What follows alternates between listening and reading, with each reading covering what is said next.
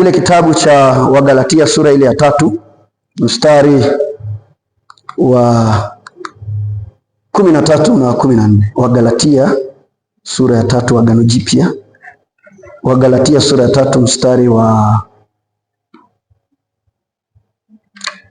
13 na mstari wa 14. Neno la Mungu linasema, Wagalatia sura ya 3 mstari wa 13 na 14. Kristo alitukomboa katika laana ya torati, kwa kuwa alifanywa laana kwa ajili yetu. Maana imeandikwa, amelaaniwa kila mtu aangikwawe juu ya mti, ili kwamba baraka ya Ibrahimu iwafikirie mataifa katika Yesu Kristo, tupate kupokea ahadi ya Roho kwa njia ya imani. Tuombe. Baba, katika jina la Yesu, ni wakati mwingine watoto wako tumekuimbia, lakini pia tumeleta mahitaji yetu mbele zako. Wakati mwingine Bwana, tunakuja mbele zako, mezani mwako tunahitaji kula, lishe maisha yetu ya kiroho kupitia neno hili. Kayawishe Bwana, tukihitaji na Roho yako Mtakatifu ambaye ni mwalimu, kiongozi, akatusaidie Bwana, katika jina la Yesu Kristo, ili tuelewe na maandiko. Maana umesema kwenye Marko 12:24, je, ampotee kwa sababu hii? Ameyajui maandiko. Basi tupe neema ya kuyafahamu Bwana, wakati huu tunapokwenda kulisikiliza neno lako. Na mimi Bwana, ambaye umenichagua kusema na watu wako, kanisaidie kwa unyenyekevu mkubwa kufikisha ujumbe huu, ili watu wako wakajue kile ulichokikusudia siku ya leo, katika jina la Yesu Kristo. Na kila mwenye pumzi aseme amen. Wagalatia sura ile ya 3 mstari wa 13 na wa 14, kama tulivyokwisha kusoma, Kristo alitukomboa katika laana ya torati, kwa kuwa alifanywa laana kwa ajili yetu. Maana imeandikwa, amelaaniwa kila mtu aangikwaye juu ya mti, ili kwamba baraka ya Ibrahimu iwafikirie mataifa katika Yesu Kristo, tupate kupokea ahadi ya Roho kwa njia ya imani. Kichwa cha somo kinasema, Kristo alifanywa laana kwa ajili yetu. Kristo alifanywa laana kwa ajili yetu. Kristo alifanywa laana kwa ajili yetu. Watu wa Mungu, Paulo anawaandikia Wagalatia ujumbe huu kwa sababu ya walimu wa uongo. Walimu wa uongo walikuwa wanataka kuwapotosha Wagalatia. Wagalatia Paulo aliwapelekea habari njema ya Yesu Kristo, na wakamwamini Yesu Kristo. Na walipomwamini Yesu Kristo, walimu wa uongo ambao walikuwa ni Wayahudi walikuwa wanataka Wagalatia, wanawaambia kumwamini Yesu haitoshi, mnapaswa kushika sheria, mnapaswa kuifuata torati ili muwe watoto wa Mungu. Kwenye Agano la Kale kulikuwa kuna mambo kadhaa ambayo watu walikuwa wanayafuata ili kuonekana kwamba ni watu wa Mungu. Jambo la kwanza ilikuwa ni tohara. Kusoma kile kitabu cha Mwanzo 17, Mungu anamwambia Ibrahim, ili uwe mkamilifu, maana yake ili uwe katika agano langu unapaswa kufanywa tohara. Lakini pia kushika sheria ilikuwa inawafanya waonekane kuwa watu wa agano la Mungu, kama tulivyojifunza kwenye Kumbukumbu la Torati 28. Lakini na tamaduni zote ambazo walikuwa nazo kwa ajili ya agano. Sasa ndio maana Wayahudi walikuwa wanataka hawa watu waifuate sheria ili waingizwe kwenye agano la Mungu. Ndio Paulo akawaambia lasha, wanapaswa kujua Kristo alikufa. Ndio maana mstari wa 13 unasema, Kristo alitukomboa katika laana ya torati. Alitukomboa katika laana ya torati. Kwa hiyo, kwa sababu hiyo, kuna mambo makuu matatu ambayo nataka asubuhi ya leo na mchana huu tujifunze kutokana na kichwa kinachosema Kristo alifanywa laana kwa ajili yetu. Jambo la kwanza, Kristo alifanywa laana ili kutukomboa kutoka laana ya torati. Jambo la kwanza, Kristo alifanywa laana ili kutukomboa kutoka laana ya torati. Mstari wa 13, maandiko yanasema, Kristo alitukomboa katika laana ya torati. Kristo alitukomboa katika laana ya torati, kwa kuwa alifanywa laana kwa ajili yetu. Maana imeandikwa, amelaaniwa kila mtu aangikwawe juu ya mti. Nataka uone ametukomboa. Kwa nini? Unaporudi mstari wa 10 ili kupata kwa nini Kristo alitukomboa, mstari wa 10 hapo maandiko yanasema hivi, kwa maana wale wote walio wa matendo ya sheria wako chini ya laana. Maana imeandikwa, amelaaniwa kila mtu asiyedumu katika yote yaliyoandikwa katika kitabu cha torati ayafanye. Imeandikwa.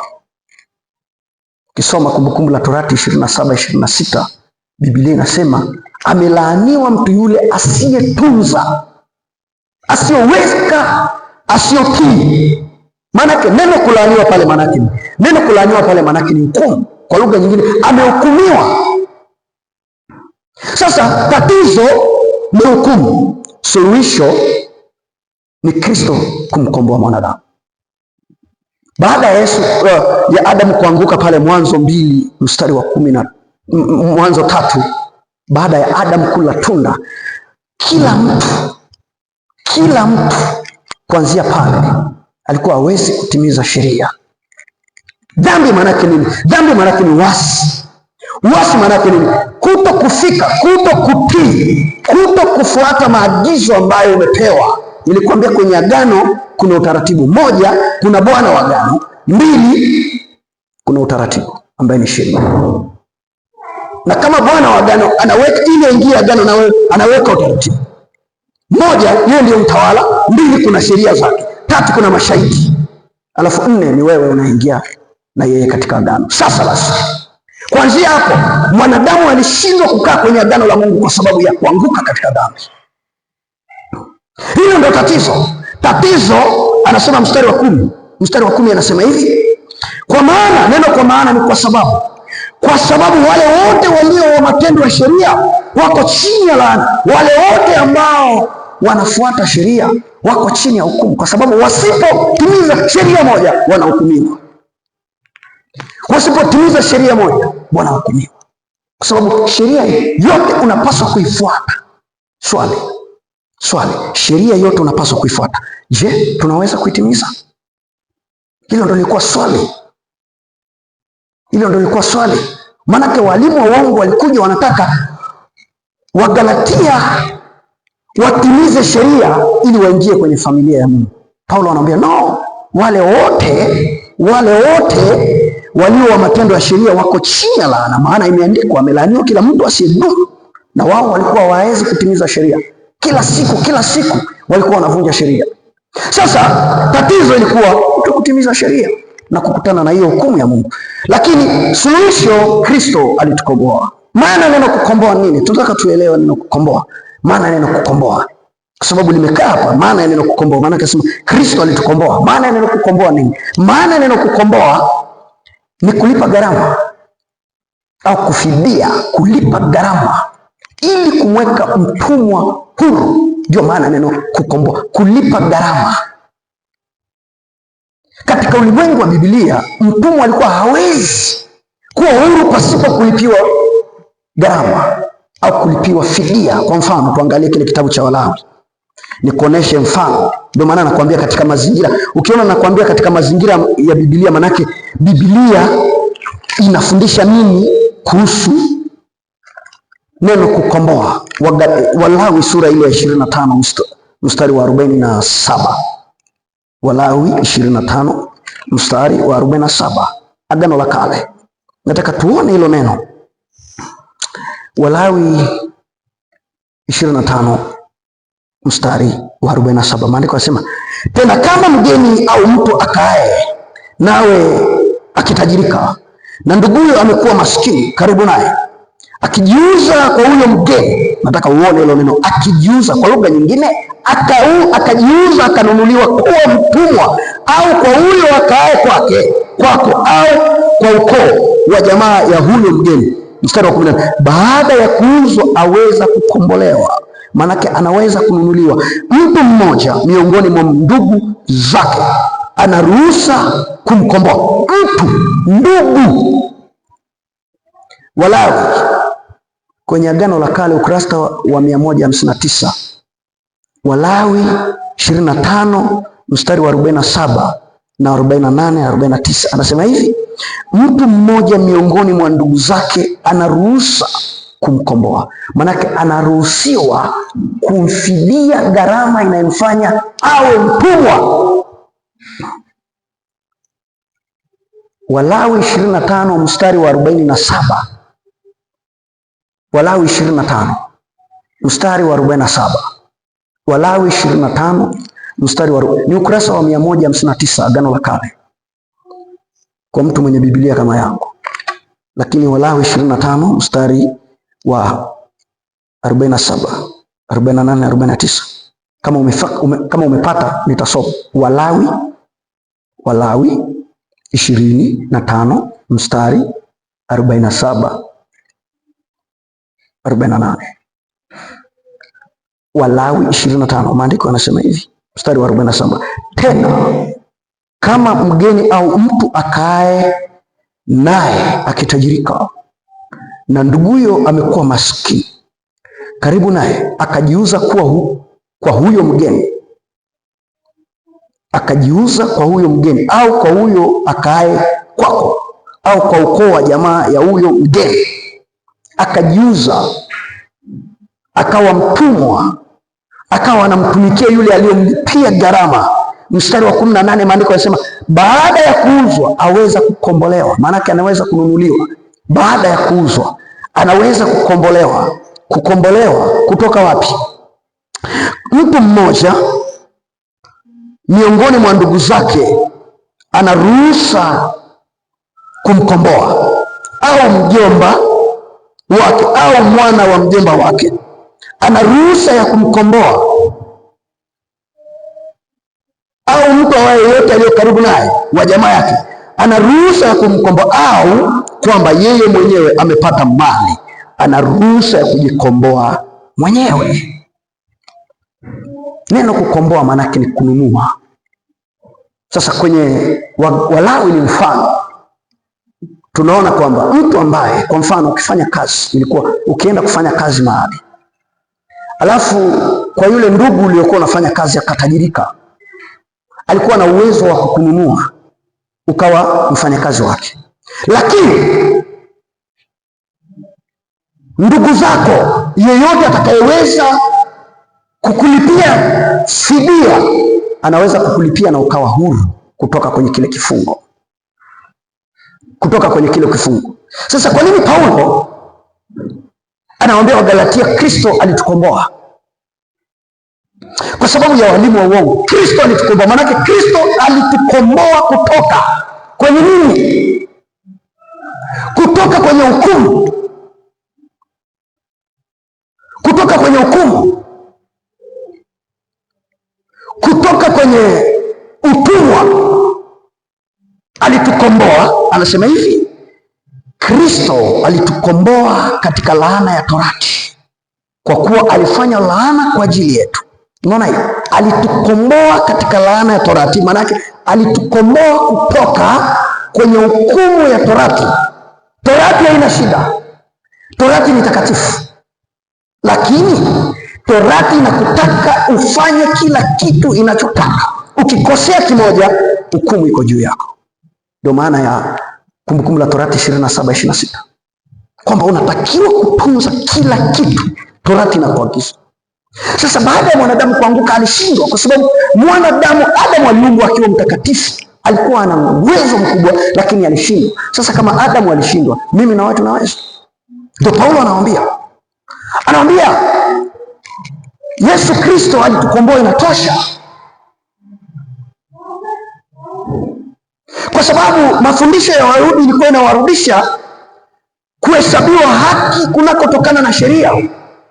Na Paulo anawaambia hatuwezi kuhesabiwa haki kwa sheria, lakini tunaweza kuhesabiwa haki kwa Yesu Kristo aliyetukomboa kutoka kwenye laana ya torati, kwenye hukumu. Biblia inasema mshahara wa dhambi ni mauti, mauti tatu. mauti ya mwili, mauti ya kiroho, hukumu ya milele. Sasa basi, Kristo ametukomboa kutoka kwenye hiyo hukumu ya milele. Kristo ametukomboa kutoka kwenye hiyo hukumu ya milele. Na ndio maana sasa kulikuwa kuna mafundisho ya uongo hapa kwamba Yesu Kristo atoshi, unapaswa kutunza sheria, wakati mwanadamu hawezi kutunza sheria. Unapaswa kumwamini Yesu Kristo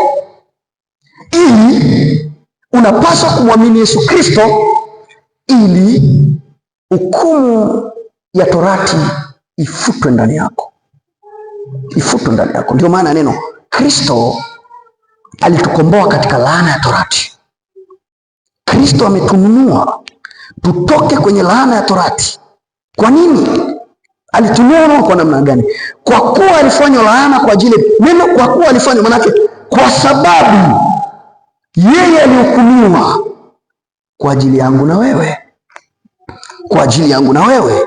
Maana imeandikwa, amelaaniwa kila mtu angikae juu ya. Maana yake mstari wa 10, kwa maana wale wote walio wa matendo ya sheria wako chini ya laana, chini ya hukumu. Maana imeandikwa, amelaaniwa kila mtu asiyedumu, maana yake asitunza. Sasa kama haujatunza, hukumu iko juu yako. Sasa ndio Kristo ametukomboa. Swali la kujiuliza leo tunaambiwa kuhusu habari ya ukombozi, kwamba toa sadaka ya ukombozi kwa ajili ya uzao wako.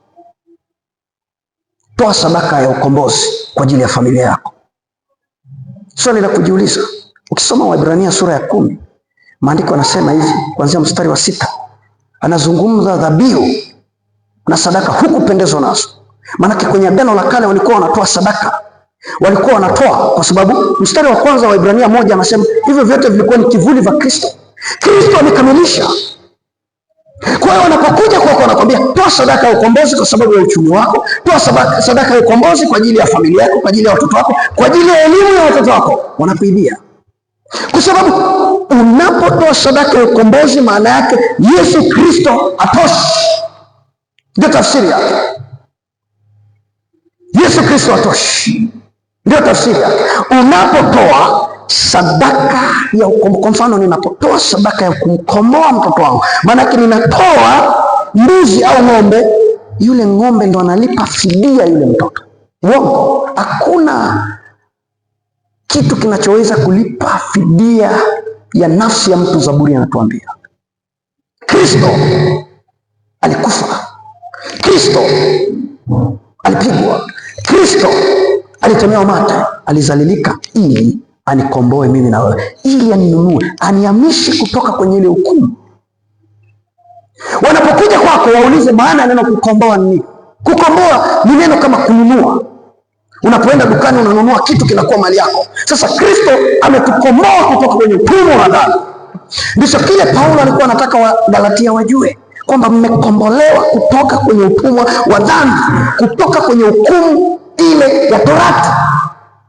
Hamtakiwi kufanya chochote kingine ili mkombolewe, lakini mnatakiwa mumwamini Yesu Kristo ili muweze kukombolewa.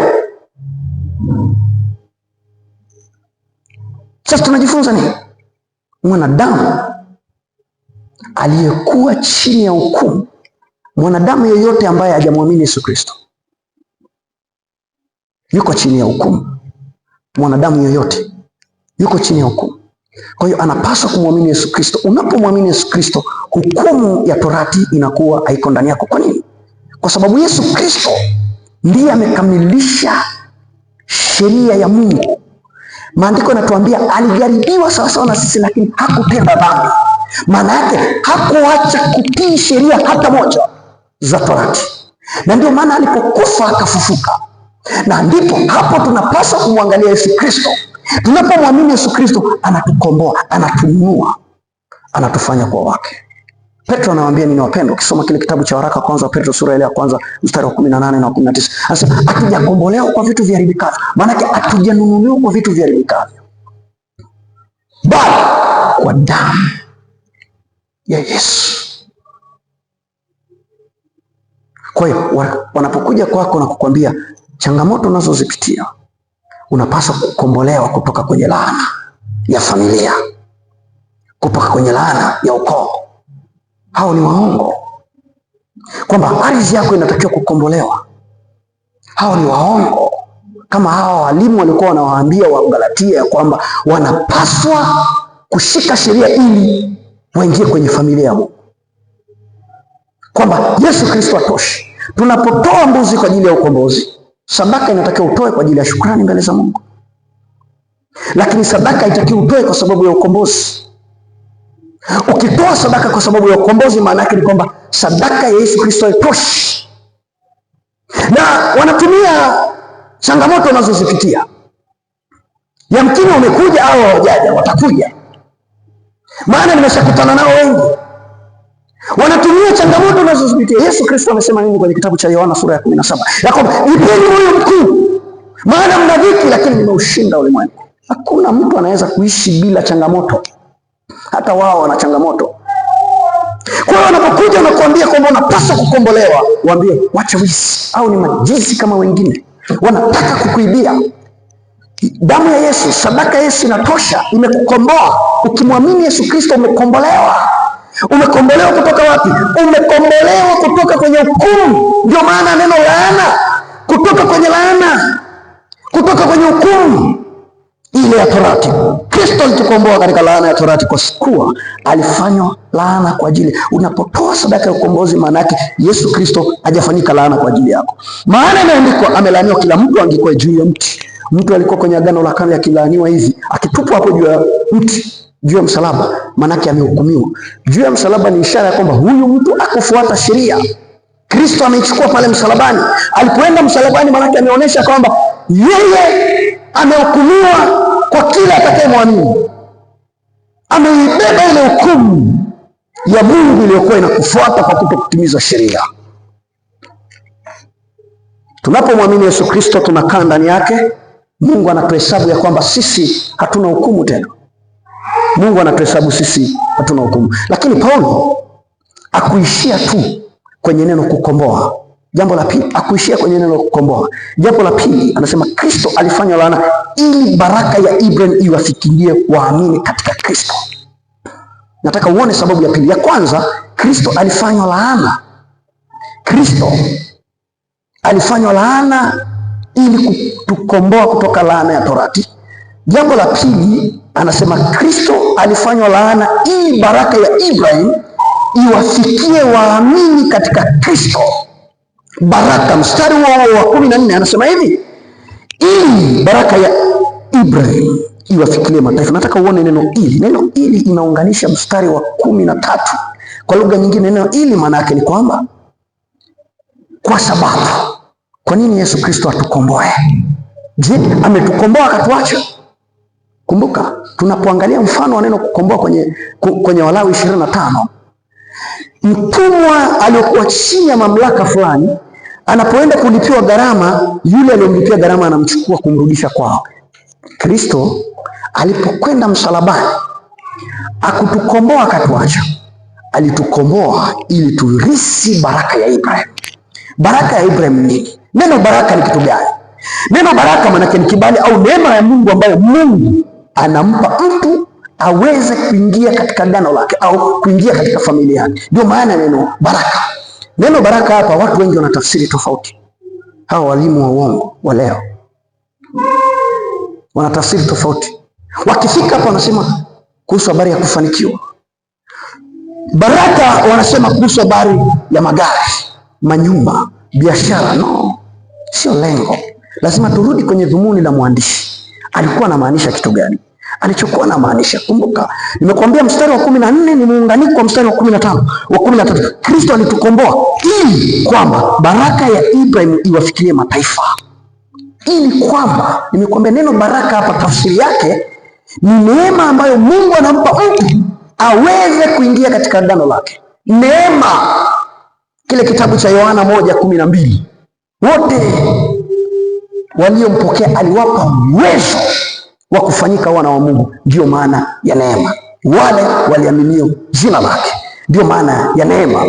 Kwa hiyo baraka hapa ni uwezo wa Mungu wa kukufanya ushiriki baraka ya Ibrahim.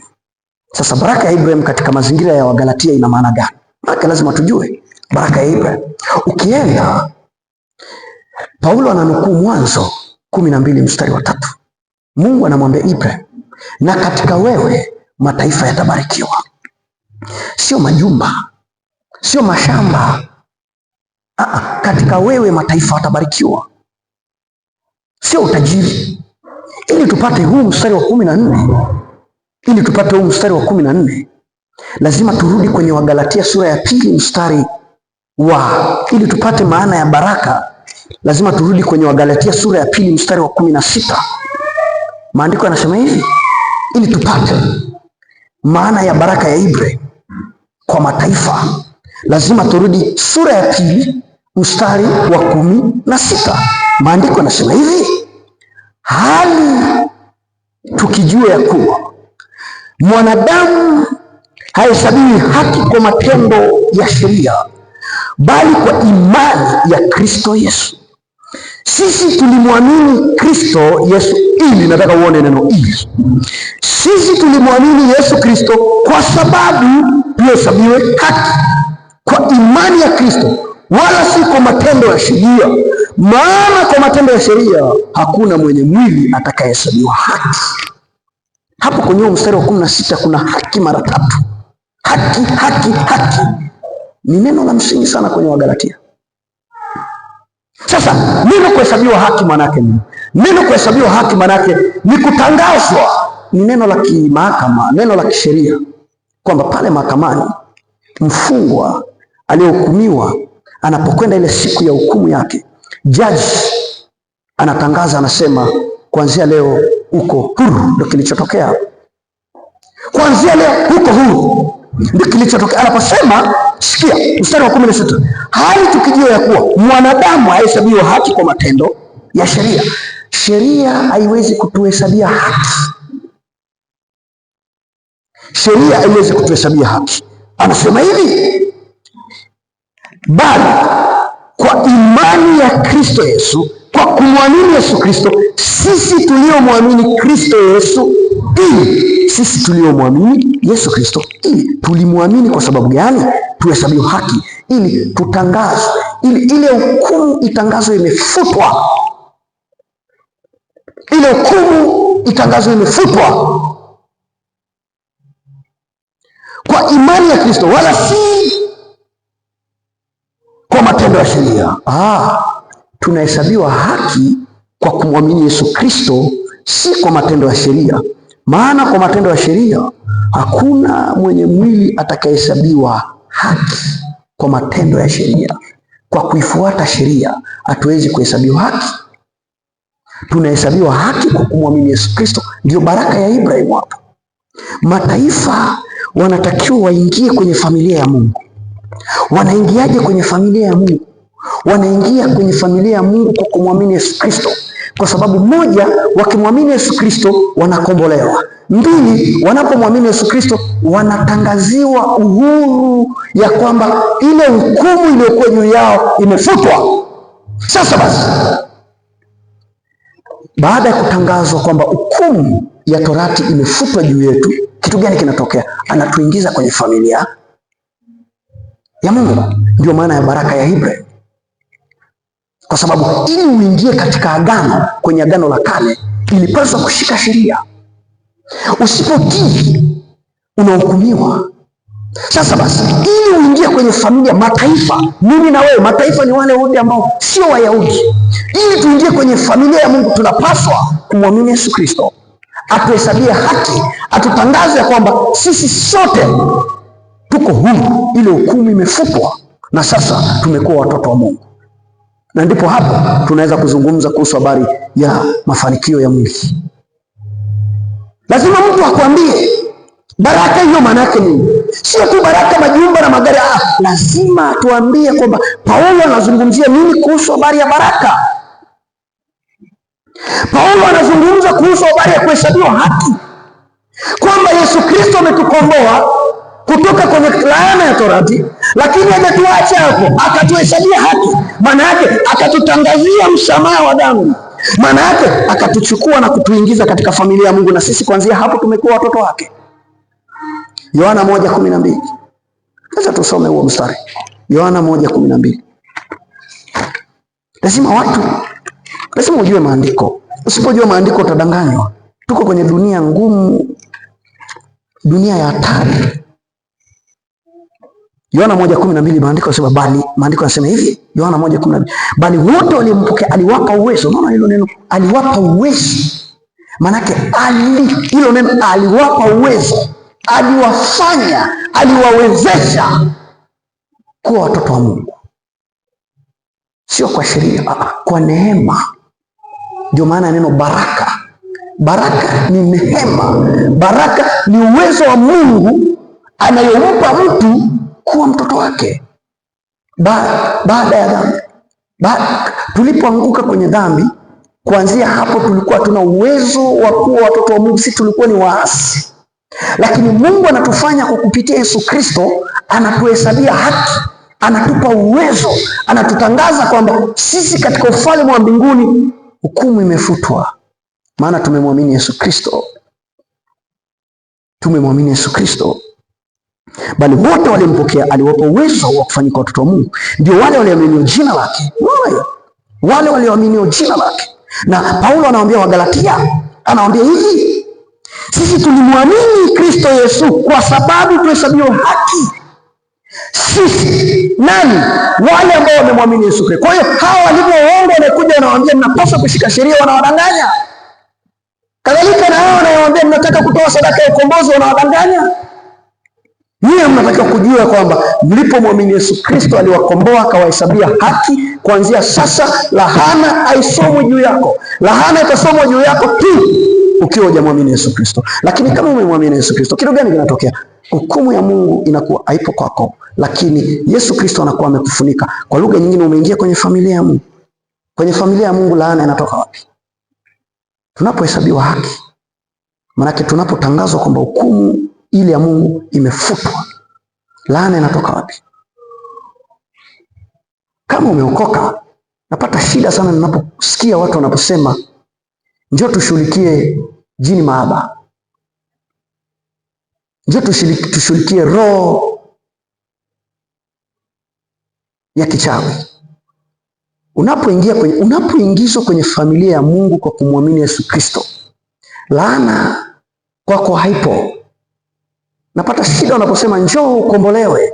Unakombolewa kutoka wapi? Unapomwamini Yesu Kristo, umevushwa kutoka kwenye ile hukumu ukaingizwa kwenye familia ya Mungu. Sasa basi, mahali ambako Mungu yupo, laana inatoka wapi? Mapepo yanatoka wapi kwako? Wale ambao wanamwamini Yesu Kristo hawatawaliwi na mapepo. Wale ambao wanamwamini Yesu Kristo hawatawaliwi na laana, manake hukumu haipo ndani yao. Kitu gani kinatokea? Unashambuliwa. Kuna tofauti ya kushambuliwa na kutawaliwa. Unapomwamini Yesu Kristo au tawaliwi. Kutawaliwa manake, nimekupa mfano wa mtumwa. Mtumwa ananunuliwa, anatawaliwa. Kabla hujamwamini Yesu Kristo, dhambi inakutawala. Dhambi kukutawala manake mapepo, sijui majini, kila kitu yatakuwa yanakutawala, kwa sababu wewe unatawaliwa na dhambi. Na dhambi ndiyo mlango wa mapepo kuingia katika maisha yako, mlango wa mikosi kuingia katika maisha yako, milango ya balaa kuingia katika maisha yako. Lakini unapomwamini Yesu Kristo, ule mlango unafungwa, ukurasa mpya unafunguliwa. Bwana Yesu asifiwe. Bwana Yesu asifiwe. So wakija wakimbize, kwa sababu kama tunaamini ya kwamba Yesu Kristo alikufa kwa ajili yetu, akatukomboa, na alipotukomboa akatuhesabia, maanake akatangaza ya kwamba kuanzia leo hukumu haipo kwetu. Hayo mambo yanatoka wapi kwenye kanisa? Wanaelipuka mapepo hawajamwamini Yesu Kristo. Je, jiulize, sikiliza injili yao. Wanamhubiri Kristo. Kristo ni chambo ya kukupata, wana kitu chao cha nyuma. Paulo aliwaambia Wagalatia, Yesu Kristo anatosha. Na mimi nikuambie, changamoto zako zisikufanye utoke kwenye imani uanze kwenda kwenye mazingira ambayo yatakuingiza kwenye gharama nyingine ambayo Mungu alikuwa hata hatumaini wewe ingie. Soma kitabu vizuri, nikupe homework, nikupe kazi. Soma vizuri kitabu cha Mathayo 24. Siku za mwisho, tuko kwenye wakati mgumu. Tuko kwenye mazingira ambayo ni mabaya. Ibilisi anakuja kwa namna nyingi. Maandiko yanasema anajigeuza kama malaika. Ibilisi anakaa wapi? Ni roho. Anakaa wapi? Anakaa kwa mtu, anainua mtu, na maandiko yanasema watashusha moto. Moto ni miujiza wanayofanya. Watu watapona, viwete watatembea, lakini bado haitoshi kutuonesha kwamba hawa ni watumishi wa Mungu. Rudi kwenye neno la Mungu linasema nini? Ndio maana ninakuambia maana ya neno, ili uliangalie lile neno liliandikwa kwa nini, lilikuwa lina maana gani, na tunajifunza nini leo.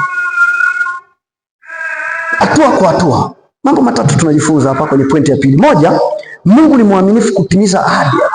Aliahidi mataifa wataingia, kwamba na wao wataipata neema ya wokovu kwa kumwamini Yesu Kristo. Kwa kumwamini Yesu Kristo, mataifa ambao sio Wayahudi kwa asili. Lakini mbili, kusudi la Mungu lilikuwa kuwabariki mataifa yote. Mpango wa Mungu haukuwa ni taifa moja tu la Israeli, wote wapate wokovu. Tatu, Kristo amekamilisha agano la Ibrahim.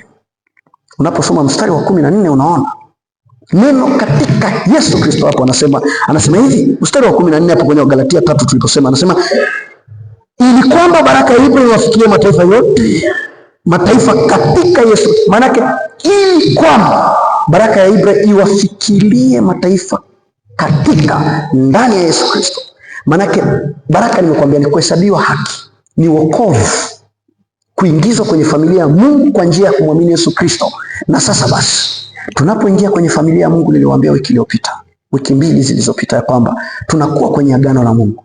Baraka, Mungu anajua tunahitaji kula, Mungu anajua tunahitaji fedha, Mungu anajua tunahitaji kusomesha watoto. Mungu, kwa sababu tayari tumeingia kwenye familia yake kwa njia ya kumwamini Yesu Kristo, ata provide. Hahitaji muujiza, hahitaji upigwe makofi mtu wa Mungu, hahitaji upigwe makofi. Inahitaji uingie kwenye familia ya Mungu na hawe baba kwako. Kile kitabu cha Waefeso sura ile ya 4 mstari wa 6, yeye ni baba wa wote. Kama ni baba katika hali ya kawaida, baba ni jukumu la kuiangalia familia. Mungu ni jukumu lake la kukupa fedha kwa ajili ya kulisha familia, kwa ajili ya kuvaa, kwa ajili ya kupata chakula, kwa ajili ya kwenda na kurudi, kwa ajili ya kumtolea sadaka.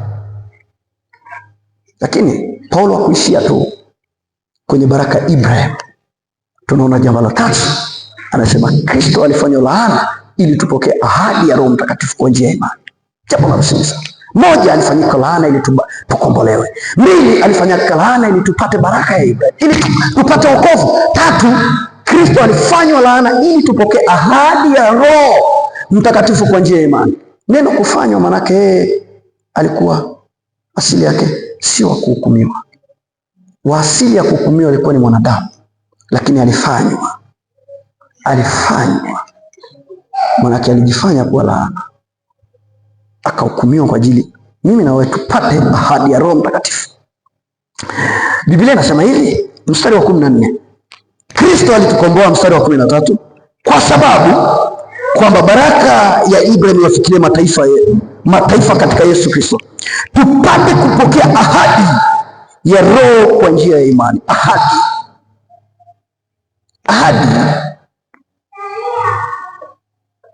Tumeangalia neno, tukiangalia mtiririko wa Paulo tunaona neno alitukomboa, baraka ya Ibrahim, lakini tatu, tupokee ahadi. Sasa ahadi maana yake nini? Ahadi ya Roho Mtakatifu.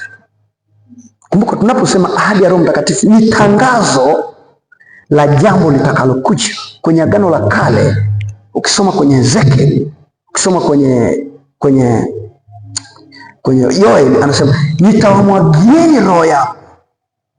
Kwenye Agano la Kale, hiyo ndio ilikuwa ahadi. Kwa hiyo anaposema ahadi ni jambo litakalokuja. Ninaposema ninakuahidi nitakupa fedha, kwa hiyo unakaa ukitegemea kwamba mtumishi atanipa fedha. Kwa hiyo ahadi ilikuwa ni jambo ambalo litakuja, kwamba Mungu aliahidi kwamba atawamwagia roho. Ahadi yenye msingi wa mamlaka wa mtoa ahadi. Sasa ahadi hii inamhusu nani? Ahadi hii inahusiana na kupokea Roho Mtakatifu. Ahadi inahusiana na kupokea. Kwa hiyo neno maana yake Roho ni kama zawadi. Kwa hiyo Paulo anahusisha, anamalizia au anaishia kwa Roho Mtakatifu. Kwa sababu katika ahadi ya Ibrahim Mungu alikuwa ameahidi kuwaleta mataifa katika wokovu, kuwapa, kuwahesabia haki, kuwaingiza kwenye familia yake, kuwafanya wawe watu wake, kuanzisha agano jipya. Sasa basi, angalia Wagalatia 3 mstari wa 2. Hapo tu nataka urudi mstari wa 2 nikuoneshe kwa nini Paulo anaishia kwa Roho Mtakatifu. Anasema hivi mstari wa 2, nataka kujifunza neno hili moja, kwamba je, mlimpokea Roho kwa matendo ya sheria au kwa kusikia kunakotokana na imani? Je, Paulo anawauliza Wagalatia, mlimpokea Roho Mtakatifu kwa matendo ya sheria? Maana yake mlifundishwa kutimiza sheria ili kumpokea Roho Mtakatifu, au anauliza, anasema au kwa kusikia kunakotokana na imani? Kusikia nini? Warumi 10:17, kusikia neno la Kristo. Kusikia neno la Kristo. Ukisoma Wagalatia 4:6 tena nikuonesha hapo Wagalatia 4:6 anasema hivi, anasema na kwa kuwa ninyi mmekuwa wana. Sasa nataka uone, na kwa kuwa ninyi mmekuwa wana, Mungu alimtuma Roho wa mwanawe mioyoni mwetu aliye haba, yaani Baba. Nataka hii uone, baada ya kumwamini Yesu Kristo tukaingizwa kwenye familia ya Mungu, na baada ya kuingizwa kwenye familia ya Mungu, kitu gani kilitokea? Mungu akamtuma Roho wake ndani yetu. Roho wa Mungu anakaa ndani yetu. Roho wa Mungu anapokaa ndani, kitu gani kinatokea? Roho wa Mungu anaonyesha sisi ni watoto wa Mungu. Roho wa Mungu anaonyesha sisi ni familia ya Mungu. Roho wa Mungu anaonyesha sisi ni wa agano la Mungu. Tunapomwamini Yesu Kristo, Roho wake anakaa ndani yetu. Roho wake akikaa ndani yetu, Roho wake anaweka muhuri ya kwamba sisi ni wa familia ya Mungu. Roho wake anaweka ulinzi. Ndio maana nimekuambia, ukimwamini Yesu Kristo, Roho wa Mungu anakaa ndani yako. Mapepo yanatoka wapi kwako? Jibu unalipata, anayelipuka mapepo hana Roho wa Mungu. Kwa sababu hakuna jinsi Yesu Kristo amekufungulia njia ya Roho wake kukaa ndani yako, alafu mapepo yalipuke kwako. Hivyo ndivyo unatakiwa kujifunza. Kwa hiyo anaposema tupate kupokea ahadi ya Roho kwa njia ya imani. Roho, tunapomwamini Yesu Kristo, Wagalatia 4 mstari wa 6,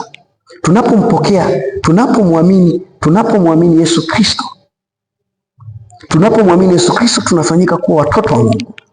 Na tunapokuwa watoto wa Mungu, Mungu anamtuma Roho wake. Anapomtuma Roho wake anakaa ndani yetu, na kuanzia hapo tunakuwa watoto wa Mungu. Kwa hiyo Roho Mtakatifu anathibitisha ya kwamba sisi ni watoto wa Mungu. Bwana Yesu asifiwe. Bwana Yesu asifiwe. Tunakuwa watoto wa Mungu, tunakuwa familia ya Mungu. Sasa tunapokuwa watoto wa Mungu, tunapokuwa familia ya Mungu, Mungu anawaambia, je, ni mtoto gani anamuomba baba yake samaki ampe nyoka?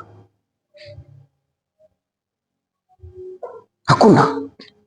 Ukienda kwa baba yako ukamwomba samaki, haizi kukupa nyoka. Kadhalika, unapokuwa kwenye familia ya Mungu, Mungu atakupa kile ambacho unahitaji kwa ajili ya maisha yako.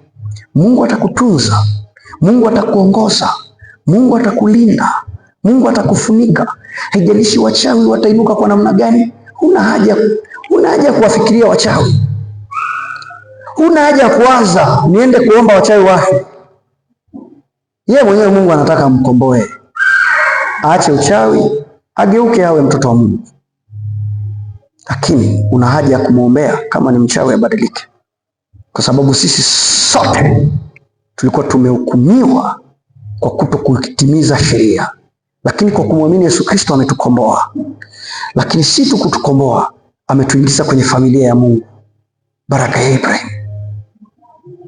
Ametuingiza kwenye familia ya Mungu. Akatupa Roho wake Mtakatifu. Roho wake Mtakatifu anatutawala. Anatuonesha sisi ni watoto wa Mungu. Kuanzia hapo tunapokuwa watoto wa Mungu, kitu gani kinatokea kwenye maisha yetu? Kinachotokea, yeye ndio anatutunza. Waefeso nimekuambia 4 mstari wa 6. Yeye anakuwa baba na sisi tunakuwa watoto. Baba anatupa, anatulisha, anatuvisha, anatuongoza. Roho Mtakatifu anapokaa ndani yako, Roho Mtakatifu kazi yake ni kukulinda, kazi yake ni kukufundisha, kama tunavyojifunza hapa, ulielewe neno la Mungu ili usije ukatenda dhambi, ili usije ukaifuata dhambi, ili usije ukaifuata. Sasa mimi ninakufundisha, watakapokuja wakakuambia kwamba utoe sadaka ya kukombolewa, kimbia, kwa maana wewe umemwamini Yesu Kristo. Labda wewe hujamwamini Yesu Kristo, wana mpango wa kando kwamba ukombolewe uingizwe kwenye madhabahu zao, lakini Yesu amemaliza. Hauhitaji sadaka ya ukombozi, lakini sadaka unahitaji kutoa kwa ajili ya kumshukuru Mungu, kazi ya Mungu iendelee, injili isonge mbele. Ndio kitu ambacho unahitaji kukifanya. Lakini tunaporudi kwenye imani, hatuhitaji kutoa sadaka ya ukombozi ili tuweze kufanya kitu moja nama. Imani yetu ndani ya Kristo.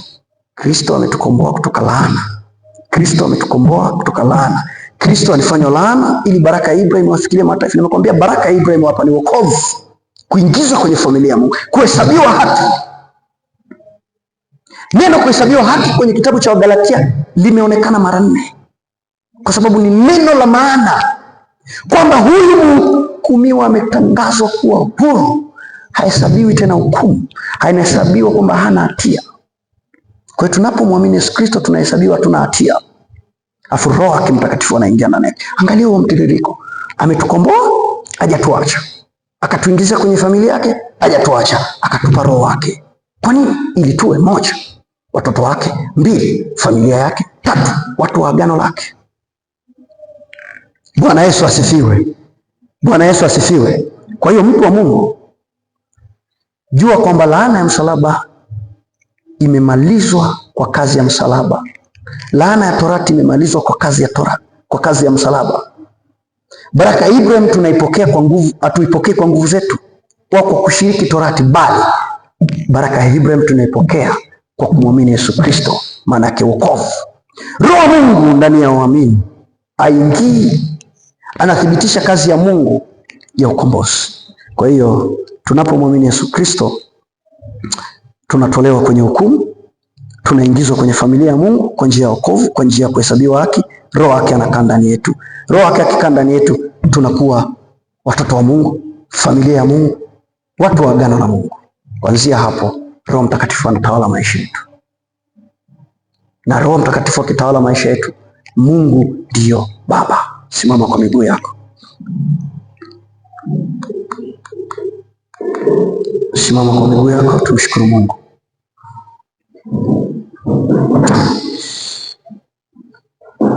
Hebu sema, Bwana Yesu, ninakushukuru kwa ajili ya neno lako. Asante kwa kunifundisha mambo haya, ya kwamba nikikuamini umenikomboa kutoka kwenye laana ya torati. Maana yake umenitangaza mimi kuwa huru, lakini unaniingiza kwenye familia yako, na Roho yako Mtakatifu anakaa ndani yangu. Basi Bwana Yesu, ninaomba neema yako ikanishikilie, nikitembea ulinzi wako ukawe juu yangu, maana umesema wamtumainie Bwana ni kama mlima Sayuni. Kama milima ilivyozunguka Yerusalemu, ndivyo unavyowazunguka watu wako. Basi Bwana, ukanizunguke katika jina la Yesu, na amani yako ikatawale juu ya maisha yangu, katika jina la Yesu ninaomba na kushukuru, amen. Mungu akubariki, Mungu akutunze. Naweza tukukaa kwenye uwepo wa Bwana, alafu tukaimba nyimbo na